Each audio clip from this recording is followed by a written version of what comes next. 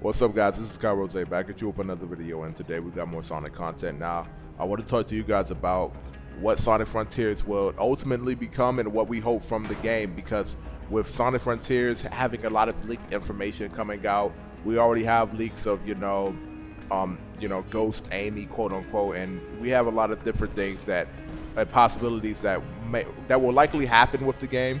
Like, for example, with Ghost Amy from the trailer, we already expected I expected that was going to be a different character, but I guess it wasn't going to be a different character. And other people wanted it to be a different character, but they did say that in the leaks that there was going to be 3 extra characters that are completely new, and they will also be playable.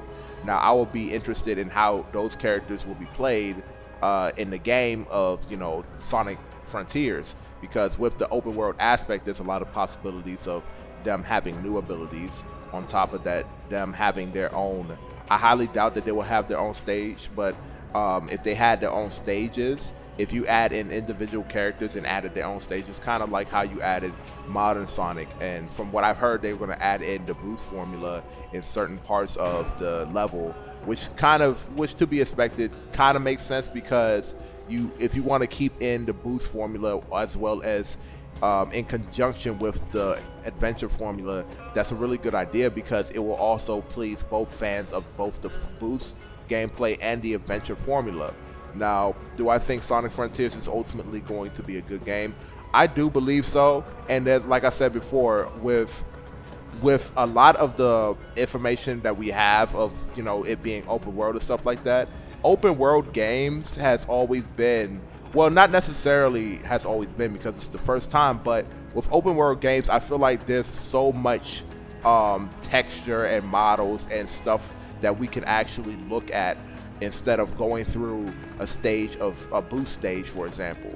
I don't think that boost stages are really, in my honest opinion, I don't think that they're really healthy for the franchise. And the reason why I say that is because ever since Sonic Unleashed, we always had like boost stages that you can just zip past and forget about. We don't really bask into what the world of Sonic actually is. This is why I like to have an open world game where you can actually bask into the world of Sonic the Hedgehog, and I would prefer that, because ever since Sonic Adventure 1, when we go to Station Square, when we go to Mystic Ruins, and then when we go into the hub worlds in general, just sitting in the hub worlds is so satisfying for me personally, because it's just that, like, I'm in the world of Sonic, and this is what Sonic is, this is what his world is. And playing those stages from Windy Valley to Ice Cap to Red Mountain, all of those stages have their own uniqueness, and they also had a lot of flavor and color and its own adventure and its own open world type of aspect for the time that it was in. Now with Sonic Frontiers, it's going to go way past that, and I think that this is going to be great, because with an open world game, first of all, a lot of people love open world games, so it's going to sell in a lot more new customers into the game. So like a lot of new consumers that love open world games like Skyrim, like Fallout 76, or whatever the case may be, like they will be interested in playing Sonic Frontiers, and they will also be interested in the open world formula, quote unquote, even though it's technically in our eyes the adventure formula. But overall, I do think that open world is going to be the way to go, and the future of Sonic, if this does succeed, like I said before, we're going to see more open world gameplay of Sonic the Hedgehog, no brainer, and more characters are going to be implemented, I hope, into the Sonic franchise. I think that Sega will start to realize, or Sonic's team, I think they're going to start to realize that, oh, we can add in new characters for different Sonic games that complement Sonic the Hedgehog, as well as adding their own abilities to the game.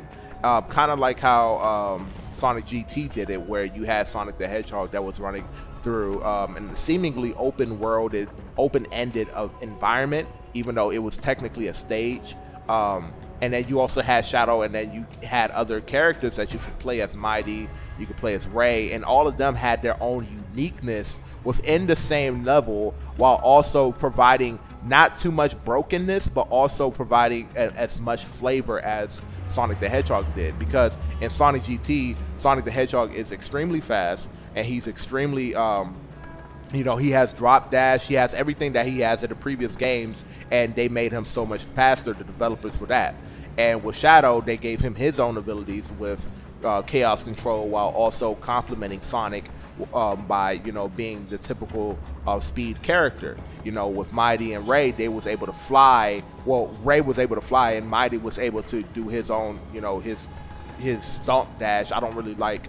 But overall, it even had Metal Sonic as well, and Metal Sonic was extremely unique because he was also able to boost, almost like Sonic in boost formula, but he needed rings, and it was more OP than boost version of Sonic. So I do think that adding characters within like DLCs, within open worlds and stuff like that, adding new levels on top of the story will also be extremely like just off the charts, because if you're adding in DLC, the DLC will also complement the world of Sonic, because we're saying Sega already confirmed that the world is going to be split into islands. So each island you go to is going to be, different things to do, and then different level design in general. Hopefully they add in loop-de-loops and stuff like that we've all known from Sonic, instead of it looking like The Legend of Zelda. I don't even want to call it by the title, but because it sounds so cringy when a lot of people say it over and over again. But it does look like that Zelda game, and I do think that overall, this is not the final build of the game. So I mean, like literally, the way modeling and stuff like that goes, you can literally add in props into the environment and as like a model. So like you could add in loop-de-loop props into their bounce pads, stuff like that we all have known of Sonic, but they obviously only added in the world and just the model of the world. They didn't add in the props like the bounce pads, like I just said, and the speed boost, all of that. I feel like that they're all going to be added into the game ultimately, and it's just going to take a lot of time. And also on top of that, we already have developers that talked about how the game was already, there was playtesters of the game, and they said it was already decent. Actual critics, not 4chan leakers or anything like that. Actual fucking critics. So you got to take that into account. This game might be the saving grace for modern Sonic. I will always keep up with modern Sonic and what he produces and what they decide to do with modern Sonic. And we're going to be talking about a new video about maybe Amy or Sonic or something like that in the next video in Sonic Frontiers. If you like this video, please give me a thumbs up and comment, do whatever you want to do, and I will talk to you guys in the next video. This is Kyrose signing out. Peace.